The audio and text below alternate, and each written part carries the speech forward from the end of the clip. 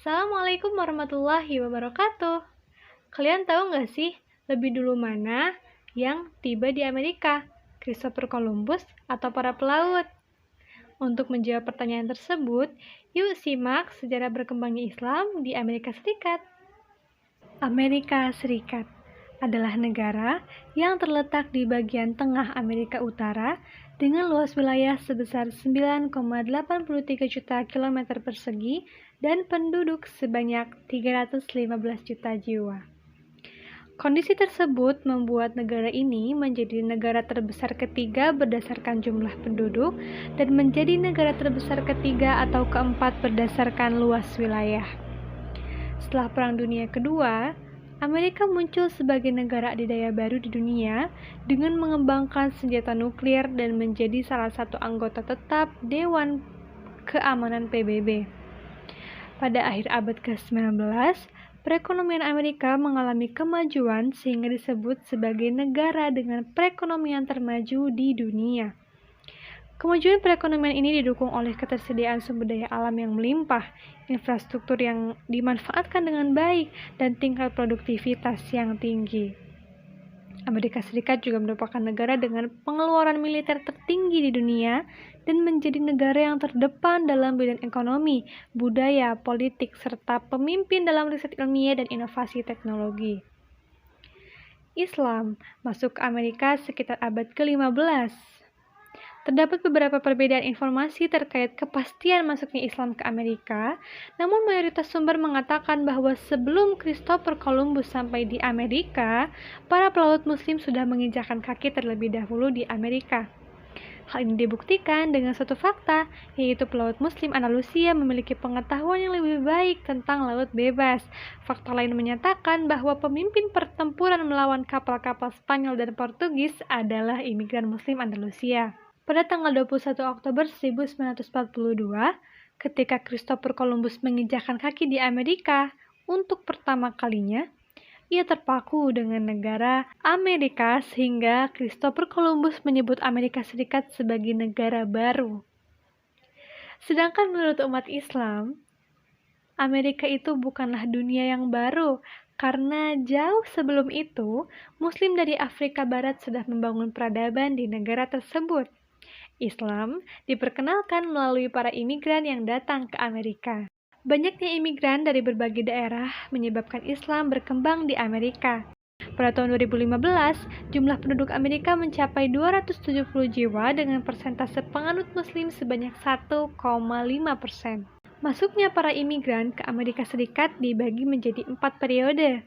Periode pertama terjadi pada tahun 1875 sampai 1921. Orang-orang yang bermigrasi pada periode ini umumnya pemuda desa yang tidak memiliki keterampilan dan kemampuan.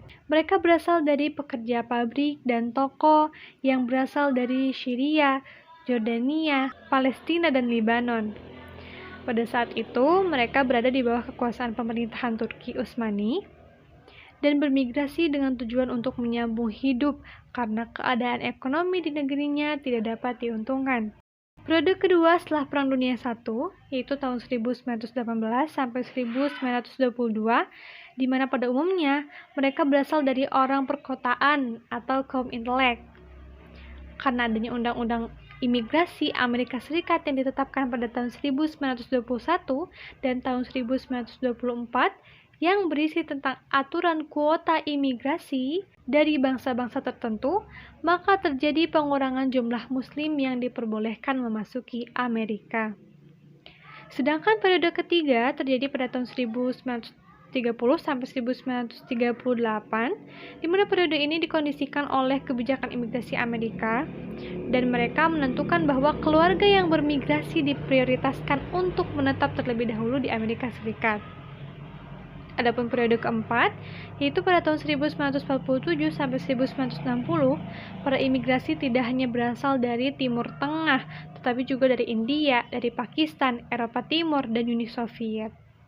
Mereka bermigrasi karena mempunyai tujuan untuk mencari kehidupan yang lebih baik, untuk mendapatkan pendidikan, untuk mendapatkan pekerjaan. Undang-Undang Kewarganegaraan tahun 1957 memberikan kuota imigran di setiap tahunnya untuk setiap negara. Lalu pada tahun 1965, Presiden Lyndon Johnson mengesahkan Undang-Undang Imigrasi yang berisi tentang pembatalan kuota berdasarkan keberagaman suku bangsa. Terakhir adalah periode kelima, yaitu pada tahun 1967 sampai sekarang. Mereka bermigrasi dengan alasan ekonomi dan politik, dan beberapa imigran muslim yang berasal dari periode ini diantaranya adalah Said Hossein Nasr dari Iran, yang kini menjadi guru besar di Universitas Washington. Ada Fazlur Rahman dari Pakistan yang menjadi guru besar di Universitas Chicago. Ada Ismail Al-Faruqi yang kini menjadi guru besar di Universitas Harvard.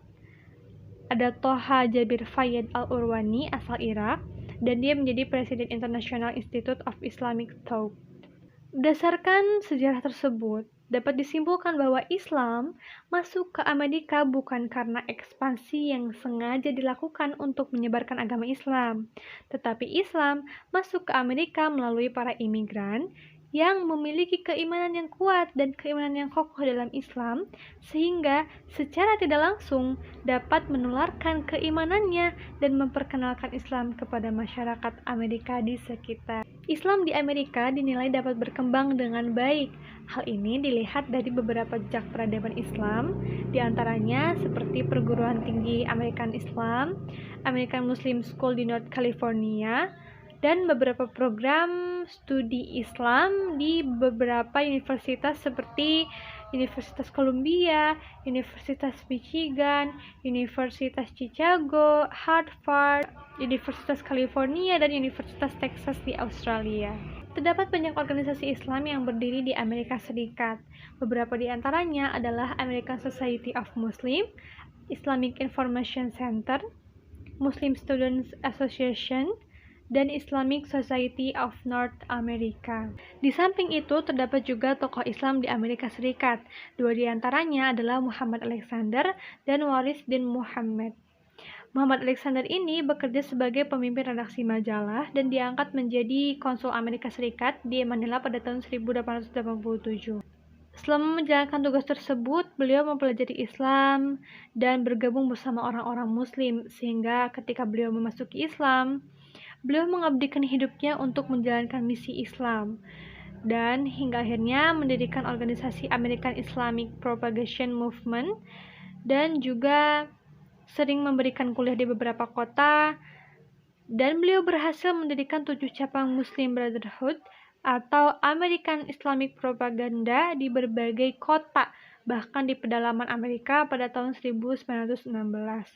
Tidak hanya itu, ia juga menerbitkan beberapa buku tentang Islam, termasuk tentang tata cara sholat. Mengingat sejarah Islam di Amerika, tidak dapat dipungkiri bahwa terdapat sejarah yang kurang baik bagi Islam di Amerika Serikat. Peristiwa 11 September 2001 tidak akan pernah terlupakan oleh siapapun. Peristiwa ini membawa citra buruk untuk Islam, namun ternyata penganut Islam justru bertambah besar setelah peristiwa ini. Belum lagi terdapat peristiwa lain seperti pembakaran masjid di dekat pemakaman Islam, dan peristiwa yang menimpa seorang gadis perempuan, yaitu anak dari pasangan imigran Mesir di Amerika Serikat yang bernama Rana. Rana Abdul Hamid, yang pada saat itu berusia 16 tahun, menerima perlakuan yang tidak baik dari pria Amerika. Jilbab dia direnggut karena dia tidak menyukai agama Islam. Islamofobia. Inilah yang menjadi tantangan yang tidak akan berhenti sampai kapanpun, karena pihak tertentu akan selalu ada. Islamofobia secara etimologis berasal dari kata Islam dan fobia. Islamofobia adalah suatu kekuatan yang tidak masuk akal terhadap agama Islam, sehingga segala kegiatan religius yang berkaitan dengan Islam itu harus dihilangkan. Adanya Islamofobia ini sangat meresahkan orang Muslim Amerika. Mereka sering mendapatkan perlakuan yang tidak baik, seperti perkataan yang kotor, tindakan kriminal, perusakan tempat ibadah, dan berbagai fasilitas Muslim.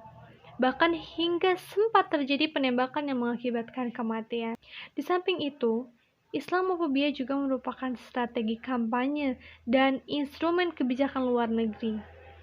Maka, problematika terkait Islamofobia ini akan terus ada hingga kapanpun. Dicatat oleh Esposito bahwa terdapat masalah-masalah keislaman yang dihadapi oleh Muslim Amerika Serikat pada tahun 2002, diantaranya meningkatnya prasangka di Amerika Utara terhadap Islam, terhadap Muslim, orang Arab, dan masalah asimilasi dengan masyarakat Amerika Serikat yang menjadi tema abadi bagi setiap gelombang imigran maupun bagi setiap generasi Muslim di Amerika Serikat.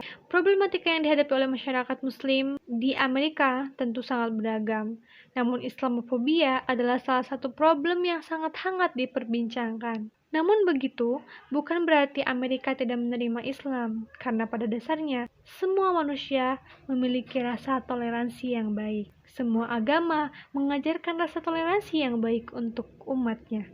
Hanya saja, beberapa di antaranya mudah terpengaruh oleh berita dan asumsi yang tidak bisa dipertanggungjawabkan, sehingga banyak yang terjerumus pada sesuatu yang seharusnya tidak terjadi.